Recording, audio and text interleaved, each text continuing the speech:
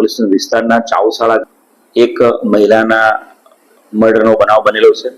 ગઈકાલે 13મી તારીખના રોજ આ બનાવ બનેલો છે। બનાવની હકીકત વાત કરીએ તો શુક્રીબેન કાસુભાઈ પાલવા એમનું મર્ડર એમના જ સાવકા દીકરા ભગુ રૂપે ભગવાન કાસુભાઈ પાલવા દ્વારા કરવામાં આવ્યું છે। જો કારણ જોવા જઈએ તો ભગુભાઈ કાસુભાઈ પાલવા એ લાંબા સમયથી કોવિડ ટાઈમ પછીથી બેકાર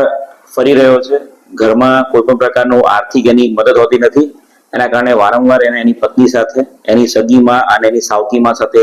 ઝઘડા થતા હોય છે। અને ગઈકાલે એની પત્ની સાથે વારંવાર ઝઘડો થઈ રહ્યો હતો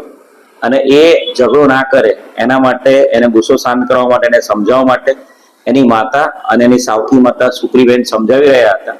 અને ગુસ્સે થઈને એ ત્યાં એના જે કાકાનું ઘર છે ચિંટુભાઈ, એમના ઘર પાસે ગયો હતો અને એની પાછળ સમજાવવા માટે આ સાવકીમાં શુક્રીબેન જતા હતા ત્યારે ચિંટુભાઈના ઘરના બહાર જે દાંતરડું પડેલું હતું એ દાંતરડું લઈને એને ગળાના ભાગે મારીને એમનું મોત નિપજાવેલું છે। બનાવ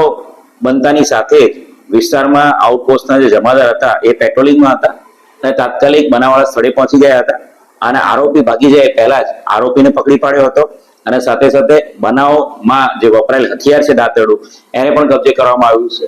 કપડા પોલીસ સ્ટેશન દ્વારા આ બનાવ અનુસંધાને ગંભીરતાને ધ્યાને રાખીને મર્ડરનો ગુનો દાખલ કરવામાં આવ્યો છે અને મર્ડરના ગુનામાં આરોપીની વિધિવત આજે ધરપકડ કરવામાં આવી છે અને બનાવની અંદર તમામ જે પુરાવાઓ છે, બનાવમાં વપરાયેલ હથિયાર અને અન્ય તમામ સાયન્ટિફિક તમામ પુરાવાઓ એકઠા કરીને સમય મર્યાદામાં એનું ચાર્જશીટ કરવામાં આવશે। હાલ જે જાણવા મળ્યું છે એ પ્રમાણે ભગુ લાંબા સમયથી 3-4 વર્ષથી બેકાર રખડી રહ્યો છે। ઘરમાં કોઈ પણ પ્રકારની એની આર્થિક મદદ નથી, પત્ની એના કારણે કંટાળી ગઈ છે અને વારંવાર ઘરમાં આ બાબતે ઝઘડા થતા હતા કેમ કે ઘરમાં